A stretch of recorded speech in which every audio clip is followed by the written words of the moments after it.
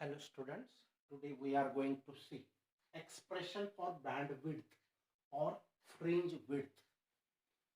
What is bandwidth or fringe width? We have seen superposition of light waves.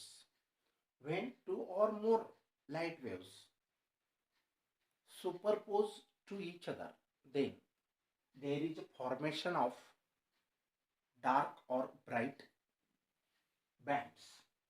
Here, this one is, for an example, this one is a interference pattern. म्हणजे जेव्हा लाईटच्या wave superpose होतात एकमेकांमध्ये तर त्यांच्यापासून असा interference pattern तयार होतो. म्हणजे ते इंटरफर होतात, दोन लाईट वेव्ह जेव्हा इंटरफर होतात त्यावेळेला असा इंटरफरन्स पॅटर्न तयार होतो. या इंटरफरन्स पॅटर्न मध्ये हा सर्क्युलर असतो. तर बाकीचं मी काही ड्रॉ केलेलं नाही. तर हा सेंट्रल ब्राईट बँड तयार होतो, मग डार्क बँड तयार होतो. बँड मीन्स असा रिंग सारखा काहीतरी थिकनेस असणारा जो बेल्ट आहे, दॅट इज अ बँड. मग हा सेंट्रल ब्राईट आहे, सेंट्रल ब्राईट बँड.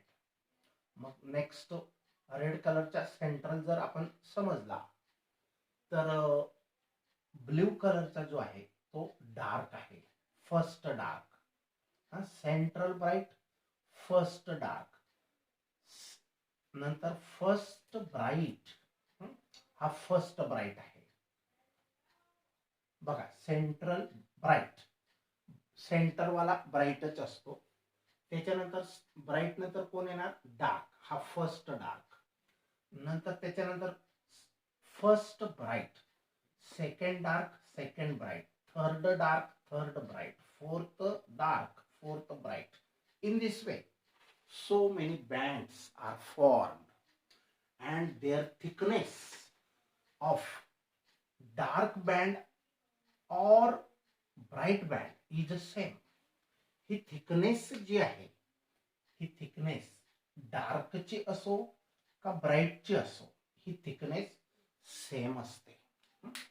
आणि ती जी विड्थ आहे, हे जे डिस्टन्स आहे, त्याला आपण बँड विड्थ किंवा यांना फ्रिंजेस पण म्हणतात. या ज्या रिंग्स तयार होतात त्यांना फ्रिंज पण म्हणतात. फ्रिंज विड्थ और band width. Width of dark और bright is the same. So width of this dark और bright band is called band width और फ्रिंज विड्थ. तर त्याच्यासाठी आपल्याला एक्सप्रेशन फॉर्म्युला बनवायचा आहे. तर आता बँड विड्थ और फ्रिंज विड्थ म्हणजे काय? डेफिनेशन बघा. The distance between any two successive bright fringes. कोणते पण दोन ब्राईट मधील अंतर म्हणजे हे डार्क बँड. डार्क बँडची विड्थ हे distance between two bright fringes आहे किंवा ब्राईट बँड्स आहे. Distance between any two successive म्हणजे काय? लगातार. कोणते पण दोन घ्या, पण लगातार घ्या.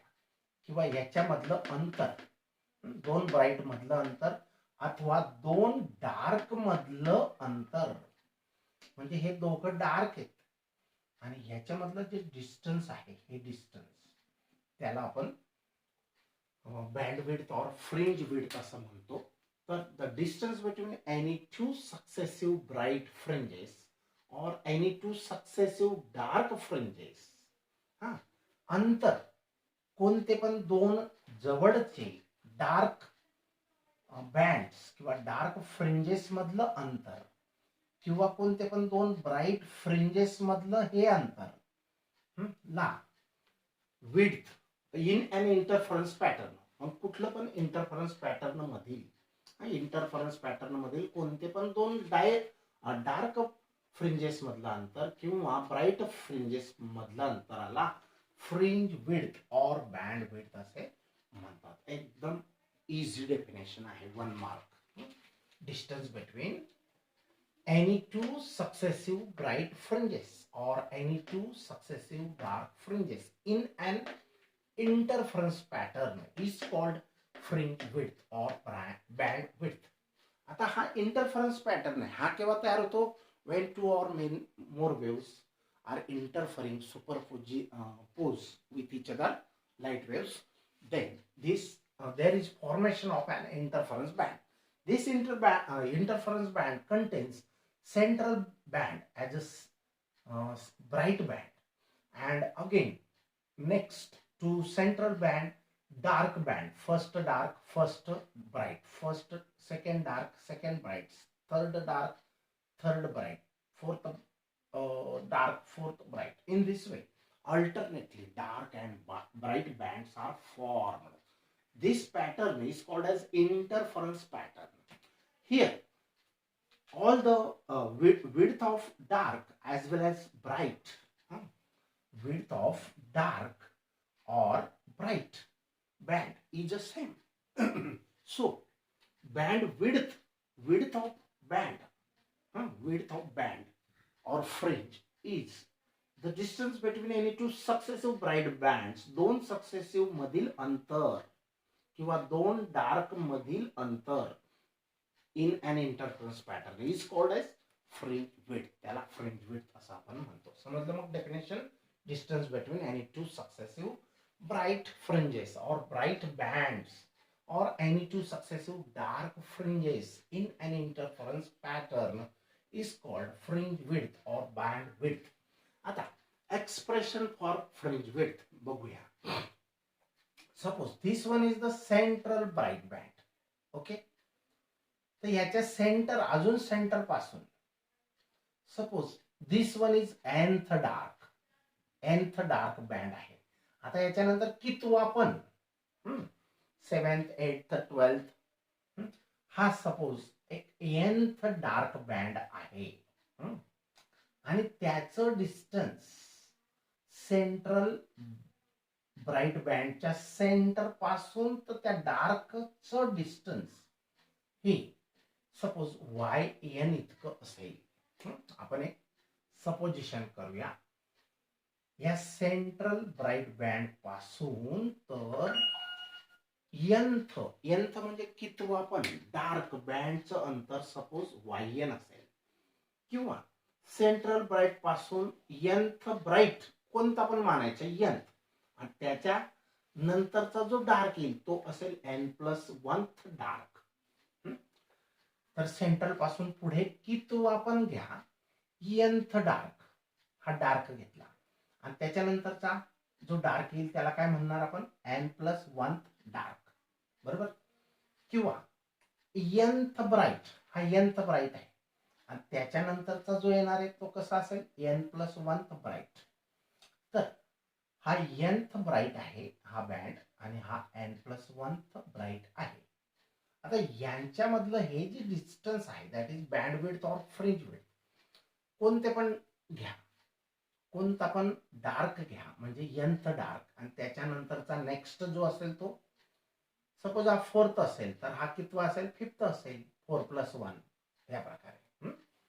nth म्हणजे कितवा पण 4th किंवा 5th घेतला तर हा पुढचा त्याचा पुढचा येईल 6th डार्क. मग आता या सेंट्रल ब्राईट पासून nth डार्क पर्यंतचं हे जे डिस्टन्स आहे याला आपण yn मानूया, सपोज करूया yn.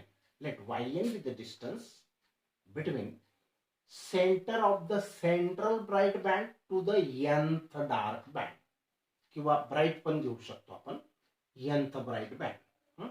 yn is the distance from center of the central bright band to the nth bright band. This distance is yn.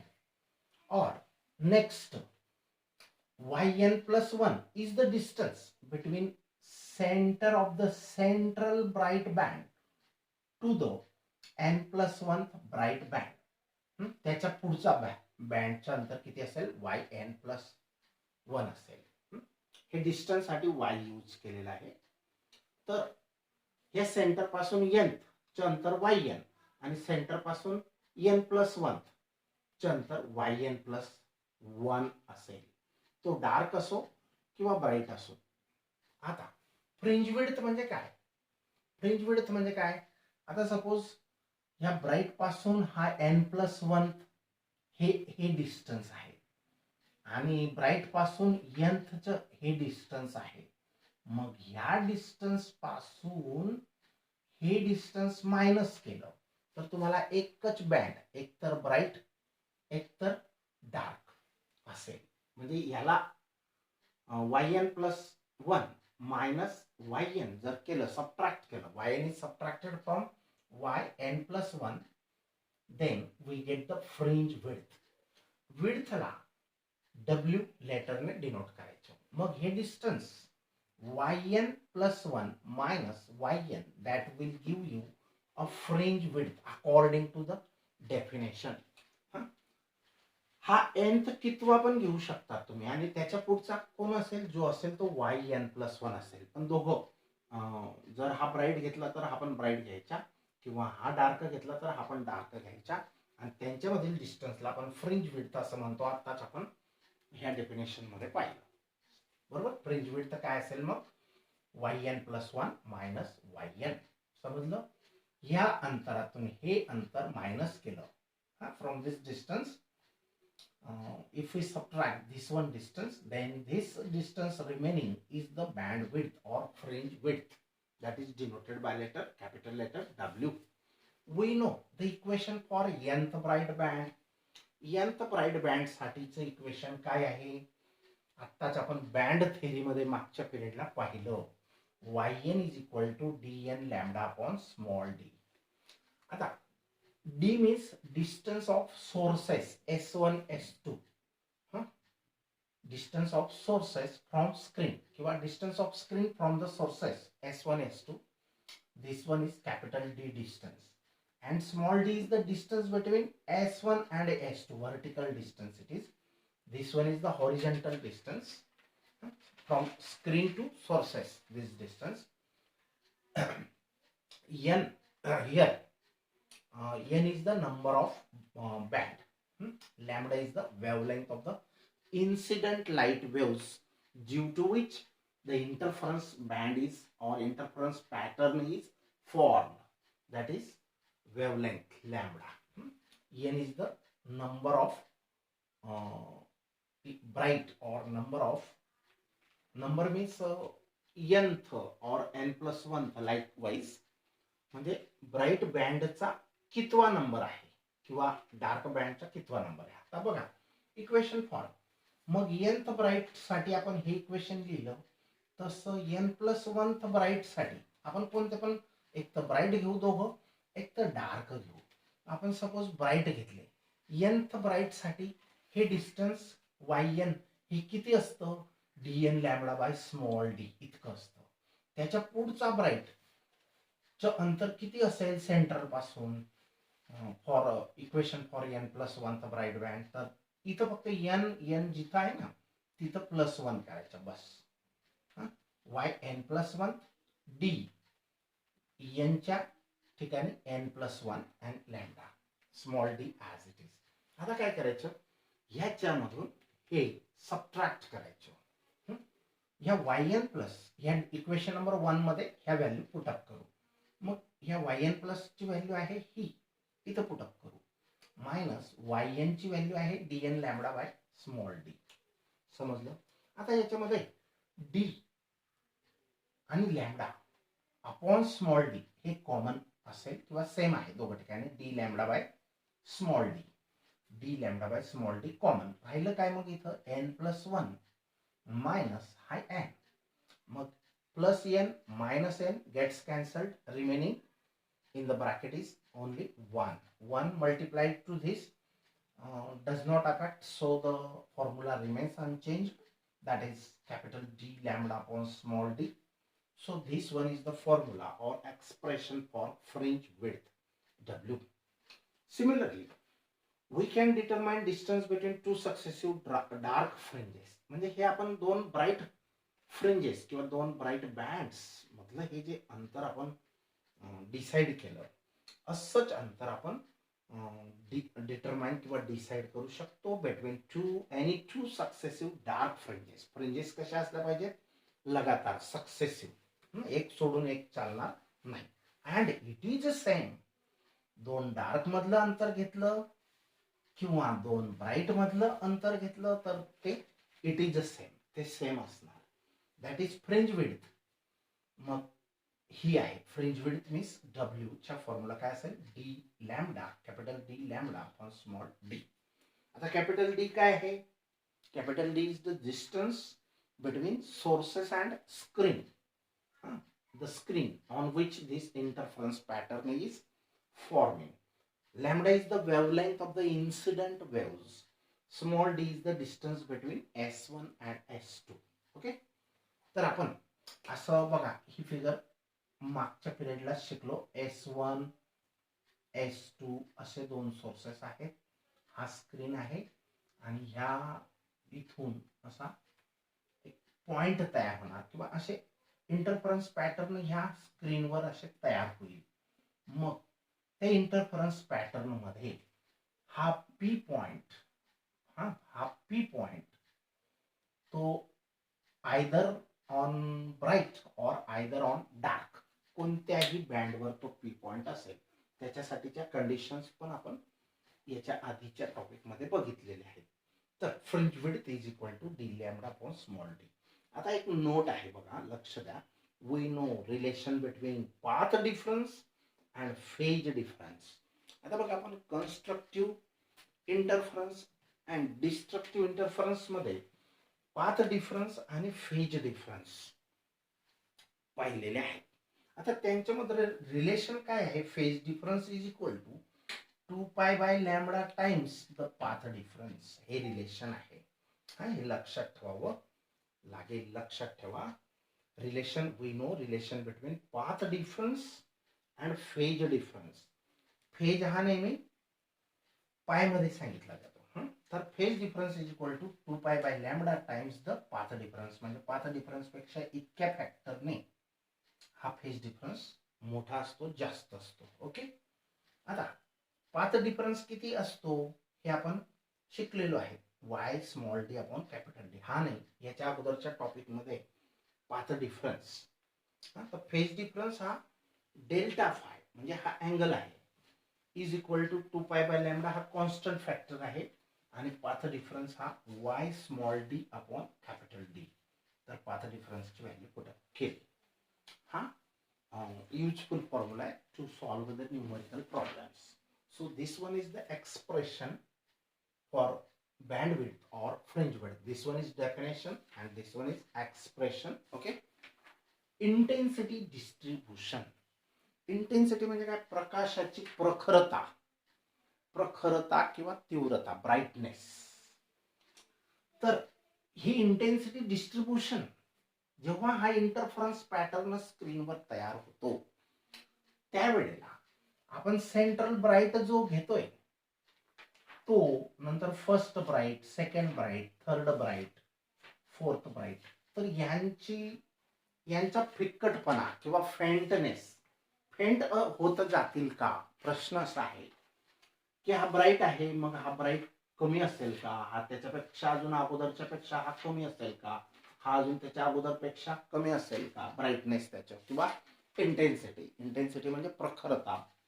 तर इंटेन्सिटी डिस्ट्रीब्यूशन या पॅटर्न मध्ये कसं असतं, तर each bright band is of equally brightness और have equal intensity.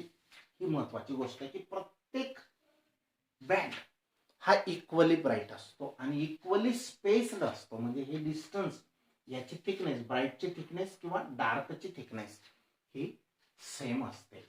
तर बघा, intensity distribution, distribution म्हणजे विभागणी. प्रकाश इथं जास्त ब्राईट असेल मग नंतर नंतर फेंट होत जाईल का, जसं बल्ब पासून जो लाईट आहे तर काही अंतरानंतर प्रकाश हा कमी कमी कमी कमी होत जातो, पण तसं मात्र इथं होत नाही. ब्राईटनेस म्हणजेच आपल्याला इंटेन्सिटी कशी डिस्ट्रीब्यूट होते इन द इंटरफरन्स पॅटर्न ते आपल्याला बघायचे. बघा, वी नो आपल्याला माहित आहे at the constructive interference, constructive interference मध्ये दॅट इज ब्राईट पॉइंट्स जेव्हा तयार झाले तर तिथे amplitude is maximum. Bright points तयार केव्हा होतात, जेव्हा दोघं वेव इन फेज ट्रॅव्हलिंग करत असतील आणि दोघांच्या अँप्लिट्यूडची, या दोन इंडिव्हिज्युअल वेवचे अँप्लिट्यूड्स आहेत A1 and A2 are the amplitudes of two individual waves which are superposing to each other or interfering to each other, and their resultant wave when forms, that wave have resultant amplitude double of A. त्या जी दोन wave पासून जी तयार होणारी wave आहे तिचा amplitude हा twice ए असतो. हा, आता ट्वाइस ए म्हणजे A1 and A2 R same. A1 A2 आपण इक्वल टू ए घ्यायचा. हा पण A1 is also equal to A and A2 is also equal to A plus A 2A double of A. आता रिझल्टंट अँप्लिट्यूड हा असा असतो, म्हणजे वाढलेला असतो. Resultant amplitude is greater than individual amplitudes of the two interfering waves. आता हे आपल्याला माहिती आहे, हे पण की intensity is directly proportional to square of amplitude of resultant wave. Intensity is directly proportional to square of amplitude. हे लक्षात ठेवा. आता बघा, इंटेन्सिटीला आय लेटरने डिनोट करायचं आणि अँप्लिट्यूडला E0 आणि त्याचा स्क्वेअर, हा square of amplitude. E0 is the amplitude of the to light waves. Light waves ह्या इलेक्ट्रोमॅग्नेटिक असतात आणि त्याच्यासाठी लेटर ई हा यूज केलेला आहे. E for amplitude.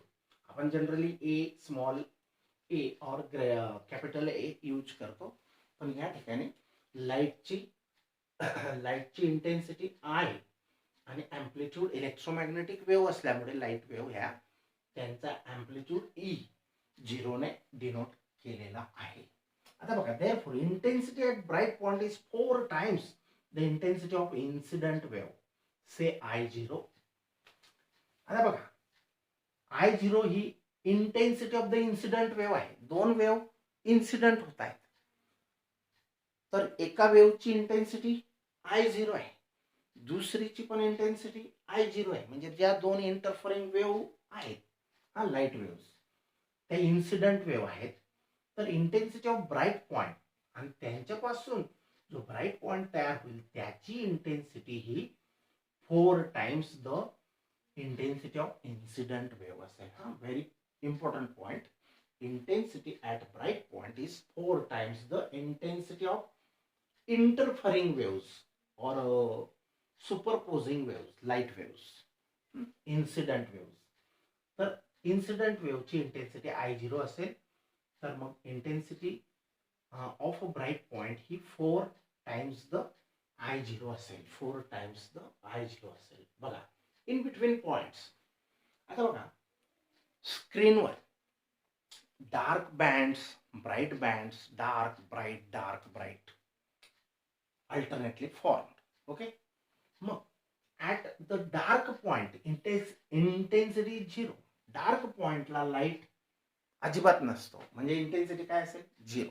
लाईटच नाही, ब्राईटनेसच नाही, त्याला इंटेन्सिटीच नाहीये. डार्क बँड और डार्क पॉइंट.